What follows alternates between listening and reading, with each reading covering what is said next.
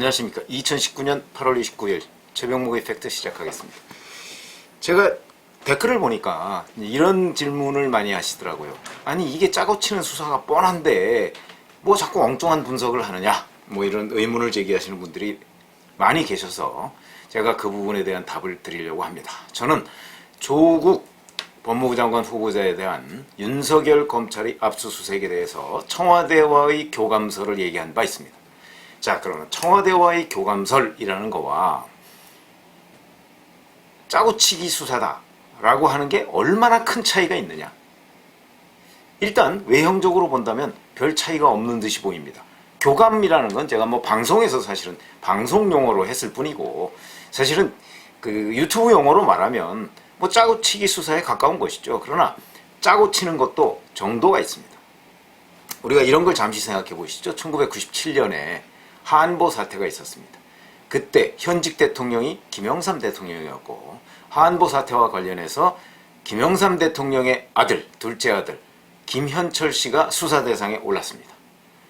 근데 한보 사태가 터진 게 이 1997년 1월 달인데, 물론 12월 달부터 잉태가 됐지만 1월 달에 이미 김현철이라는 이름은 서서히 나오기 시작했습니다. 근데 그 당시에 검찰 수뇌부가 대대적으로 인사를 합니다. 공안부장, 중수부장 다 바뀝니다. 그게 PK로 바뀝니다. 그리고 나서 사람들이 그러니까 그냥 PK 정권의 마지막이니까 이게 PK 일색으로 좀 바뀌나 보다. 당시에 법무부 장관도 PK였으니까 그렇게 그냥 생각했는데 3월 달에 가니까 사정이 달라졌습니다. 수사를 했는데 김현철 씨가 혐의가 없다고 나온 겁니다. 난리가 났겠죠? 왜냐면 드러난 여러 가지 팩트들도 있었고, 그 당시에 유명했던 거, 그 무슨 병원 원장실에 앉아가지고 떡하니 뒤로 해서 휴대전화 해가면서 그 YTN 사장이 있죠? 뭐 어쩌고 저쩌고. 그 어디 사장은 어쩌고 저쩌고. 언론사 인사를 지시하는 듯한 그런 현철 씨의 태도가 녹음 테이프에 그대로 녹음돼서 나타난 적도 있었습니다. 그거야말로 국정농단이죠. 그런데도 불구하고 혐의가 없음이 나오니까 언론을 비롯한 여러 곳에서 난리가 났습니다. 그러니까 결국 검찰이 손을 들었습니다. 그래가지고 그 당시에 그 관련 수사를 했던 사람들을 전부 다 바꾸고, 그 자리에 중수부장 자리에 이른바 검찰의 소문난 칼잡이라는 심재륜 전 검사장을 기용했습니다. 그래서 심재륜 전 검사장이 김현철 씨를 구속했죠. 그런데 그 구속하는 중에 얼마나 많은 우여곡절이 있었겠습니까?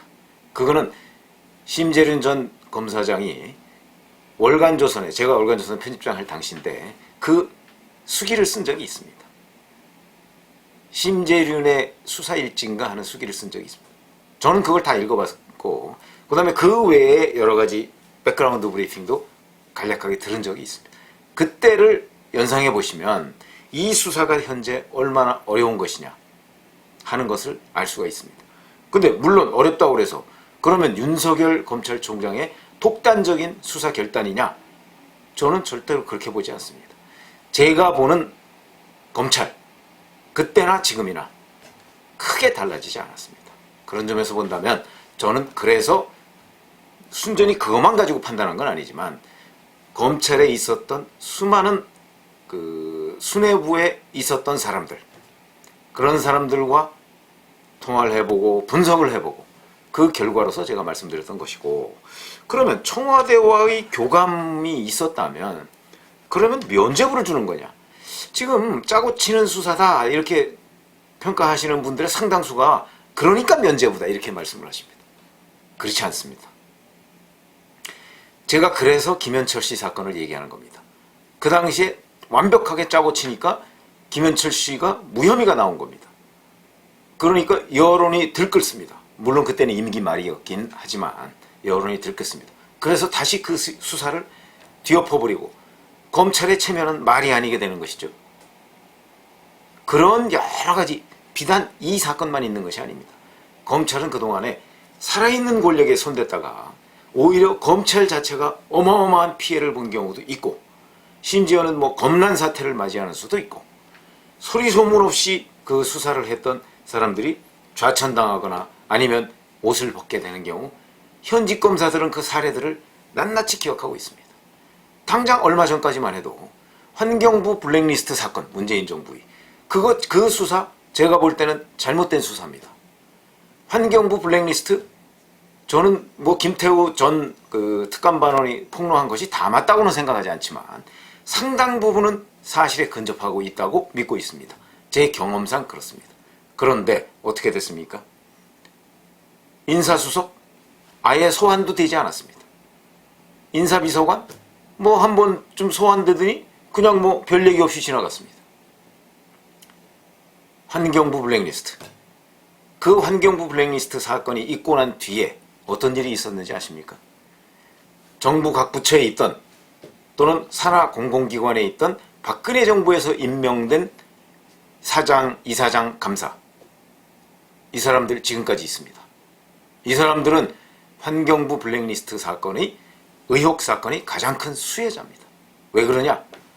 환경부 블랙리스트 의혹 사건이 딱 불거지니까 이 정권에서 더 이상 노골적인 압력을 넣지 못하는 겁니다. 무슨 일을 당할지, 무슨 폭로가 있을지 모르기 때문에 슬금슬금 눈치만 보더라는 거 아니겠습니까?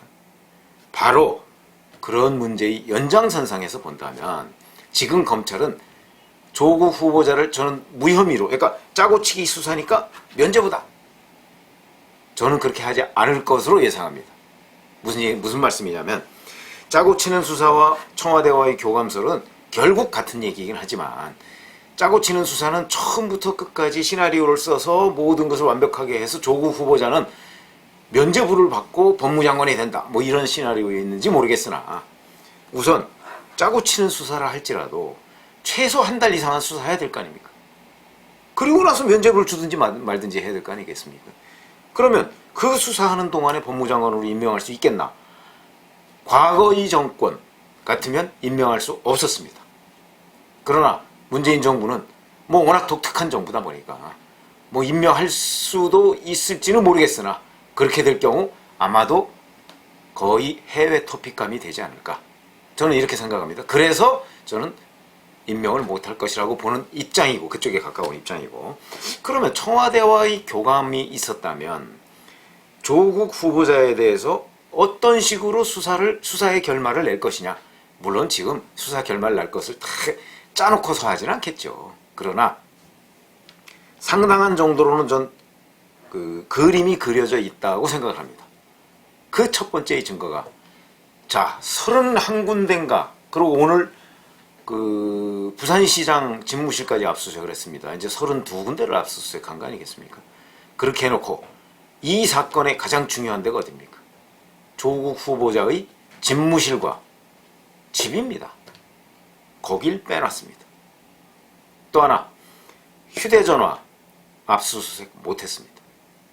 휴대전화에 대해서는 오늘 아침 한국일보를 보니까 휴대전화도 압수수색을 하겠다고 영장을 넣었는데 법원에서 기각했다, 이런 기사가 있더군요. 근데 그거는 제가 확인하지 못했습니다. 그래서 그 부분은 사실인지 여부가 지금 불투명하지만 어찌됐든 간에 검찰이 휴대전화를 확보하는데 실패했습니다. 그 다음에 자택, 집무실 압수수색 안 했습니다. 만약에 조국 후보자가 자녀 문제, 본인 부인 문제, 사모펀드, 웅동학원, 이런 문제에 범법행위가 있다면, 그 중에 일부는 드러났지만 범법행위가 있다면 그 문제에 대한 증거가 남아있을 가능성이 가장 많은 곳은 집무실이나 자택입니다. 거길 빼놨습니다. 왜 빼놨습니까? 저는 이것이 청와대와 교감의 증거가 될 수도 있겠다, 이렇게 생각합니다. 그러면 다른 데에서 증거가 안 나올 수 있을까요? 저는 다른 데에서도 나올 수 있을 거라고 봅니다. 종합해보면 무슨 말씀이냐면, 조국 후보자에 대한 수사, 강도 높은 수사 하죠, 물론 검찰이. 하지만 결정적인 부분, 이 부분은 살짝 비껴가려고 하는 것 아니겠는가. 그래서 제가 청와대와의 교감서를 얘기하는 겁니다. 물론 청와대에다가 요거는 이렇게 하고 저거는 저렇게 하고 그리고 앞으로 결론을 이렇게 내겠습니다, 절대 그렇게 보고하지 않았을 겁니다. 다만 이렇게 압수수색을 하겠습니다라고는 사전에 어떤 식으로든 얘기를 했을 겁니다. 그렇게 되면 검찰이 바보가 아니기 때문에, 과거에도 엄청난 이런 종류의 수사를 해봤지 않습니까? 청와대의 의중이 어디에 있는 곳인지 검찰이 잘 알고 있습니다. 그렇다면 검찰은 청와대가 지금 이러이러한 문재인 대통령의 생각이 이런 거기 때문에 우리는 어디까지를 가이드라인으로 해서 수사를 해야 되겠다 하는 거를 느낌으로, 감으로 알고 있을 겁니다. 그 감이 틀릴 수도 있습니다. 그러나 대개의 경우는 맞습니다. 왜 그러냐면 제가 방송에서도 얘기했습니다마는 청와대와 검찰은 서로 눈치 보는 사이입니다. 권한으로 보면 청와대가 법무부 장관을 통해서 검찰한테 지시할 수 있죠. 그러나 실질적인 관계를 보면 만약에 검사 한 명이 정말 독한 마음을 먹고 칼자루를 거꾸로 쥐면 청와대인들 어찌할 방법이 없는 곳이 검찰입니다. 그렇기 때문에 서로 눈치 보는 사이입니다. 그래서 교감이라 하면 시시콜콜한 것까지 모두 다 청와대가 상의한다는 의미가 아니고 일반적인 대체적인 윤곽에 대해서는 청와대와 상당 부분 공감대가 있을 것이다 하는 게 제 분석입니다. 그러면 조국 후보자는 어떻게 되겠습니까? 결국 조국 후보자는 최악의 상황까지는 가지 않는 선 내에서 사법 처리를 할 것이다. 예를 들어서 뭐 기소를 어디까지 할 것이냐 뭐 이런 부분까지는 제가 예단할 수 없습니다만은 불구속 기소를 한다든가 아니면 구속 기소를 하더라도 형량이 높지 않은 쪽으로 몰아서 한다든가 이런 여러 가지의 어떤 테크닉 이런 것들이 작용하지 않을까 하는 것이 제 분석입니다. 그러니까 기본적으로는 짜고 치는 수사나 BH 교감설이나 같은 얘기지만 짜고 치는 수사는 면죄부를 준다는 데 무게중심이 가 있고요. BH와의 교감설은 면죄부는 아니고 굳이 표현하자면 한 50% 정도의 면죄부, 그러니까 국민들 사이에서도 어느 정도 검찰에 체면을 세울 수 있는 정도의 면죄부, 그런 정도가 되지 않을까. 저는 이렇게 설명을 했던 건데 이 부분에 대한 설명이 충분치 않아서 아마 시청자분들이 굉장히 많이 저한테 의문을 제기하면서 당신이 틀렸다 또는 어떻다 이렇게 말씀을 하시는데 물론 저도 자신 있게 얘기할 수 있는 건 아닙니다. 다만 제가 법조 취재 경험이나 기자의 경험, 그 다음에 최근 한 2, 3일간의 취재 결과를 이렇게 종합해 보건데 아마도 이렇지 않을까 해서 제 나름대로의 그림을 그려서 지금 말씀을 드리는 겁니다. 얼마나 맞을지는 저도 자신할 수가 없겠습니다만은 아마 검찰을 전혀 모르는 그런 분들보다는 제가 경험이 있으니까 아무래도 진실에 좀 근접하고 있지 않을까. 저는 조심스럽게 이렇게 전망하고 있습니다. 조국 후보자의 인사청문회 얼마 안 남았습니다. 그 인사청문회 후에 또는 인사청문회 중에 조국 후보자가 자신의 거취와 관련해서 어떤 결정을 하는지 아니면 아예 결정을 안 하고 문재인 대통령이 임명할 때까지 기다리는지 이런 부분을 한번 다 같이 기다려 봅시다. 감사합니다.